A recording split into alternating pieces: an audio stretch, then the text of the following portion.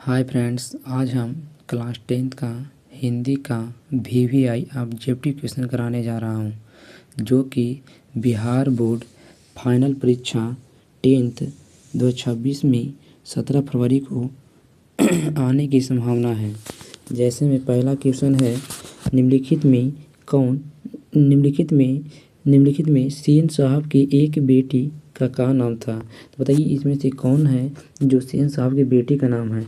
तो यह है जो नेहा है, जो सेन साहब की बेटी का नाम है। बोलेंगे सेन साहब की कितनी लड़कियां थी, तो लड़कियां थी 5, जिसमें से एक का नाम था नेहा। एक का नाम क्या है? नेहा।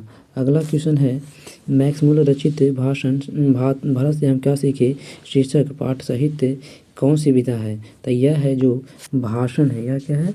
भाषण है। मतलब बोल सकते हैं मैक्स मूलर है जो भाषण दिया गया। मैक्स मूलर है जो चैप्टर का विधा है, भाषण है।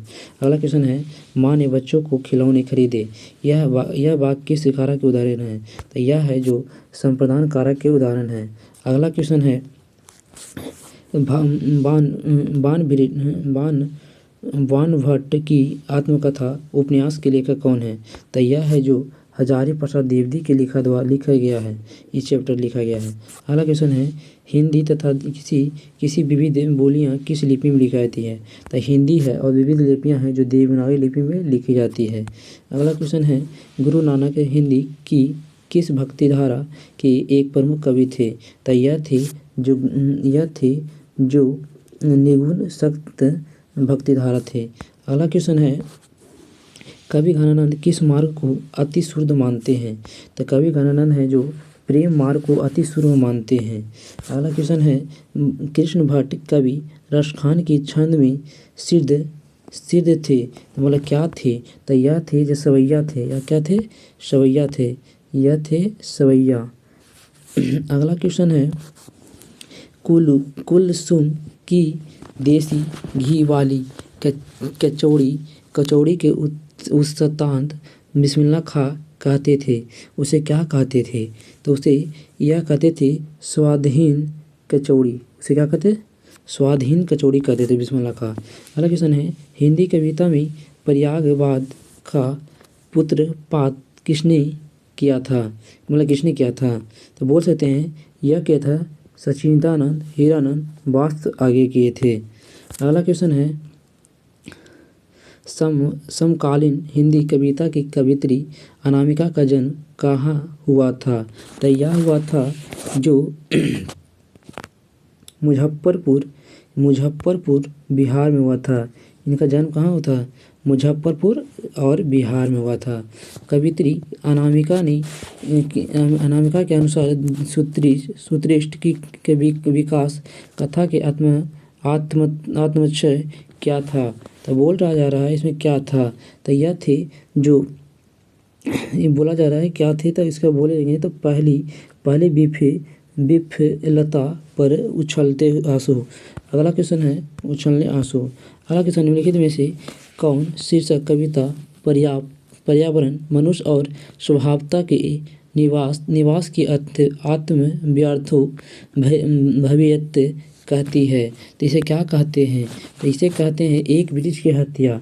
ये जो पंक्ति दिया गया है जो एक वृक्ष की हत्या से लिया गया है। अगला क्वेश्चन है,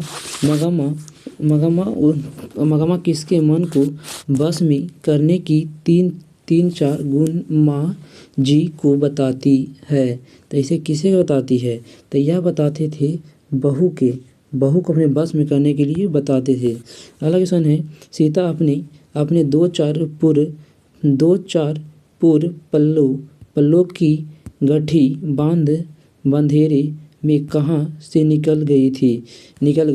तो यह है जो रेलवे स्टेशन से निकल गए थे, रेलवे स्टेशन से चल पड़े थे। अगला है, निराला की साहित्य साधना पुस्तक के लेखक कौन है।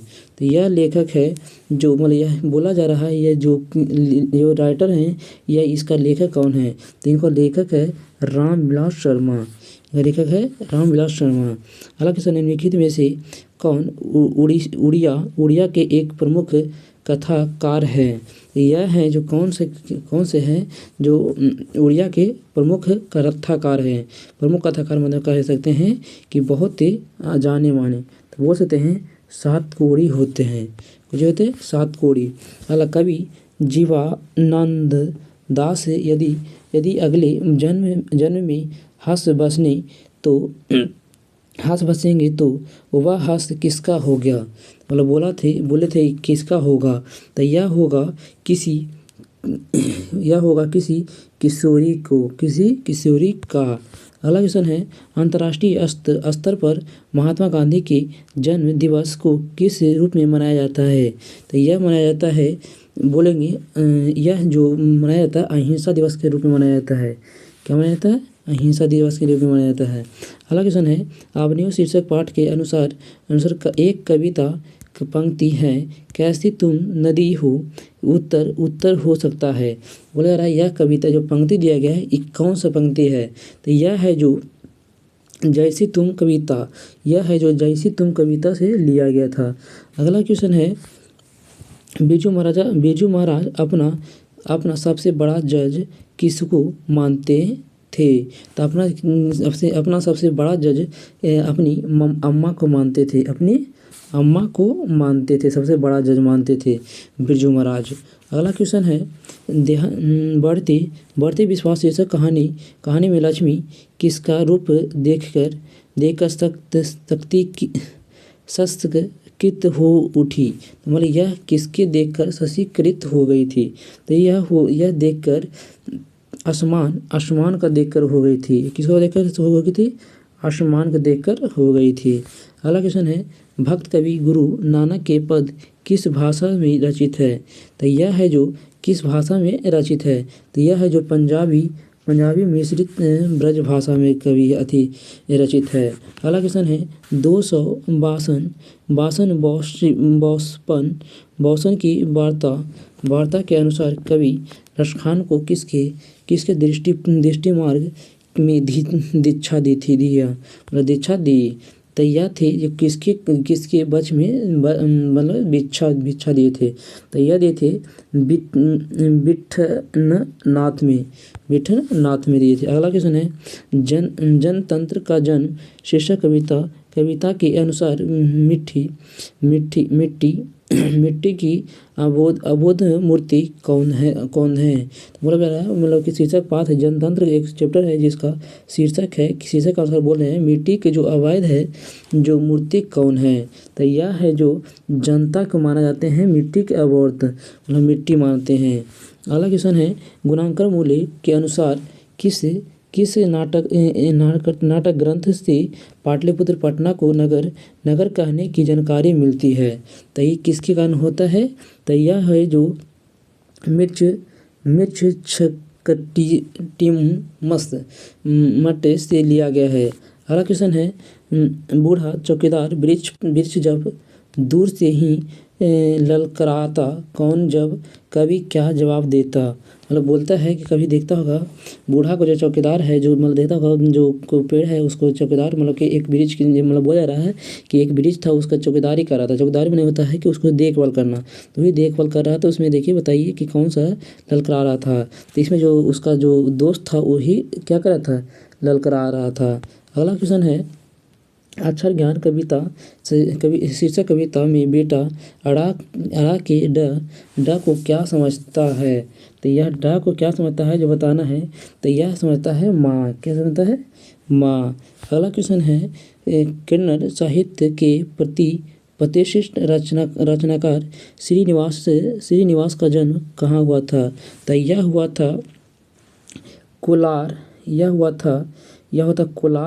कर्नाटक में। यह कहाँ हुआ था? कोलार कर्नाटक में हुआ था।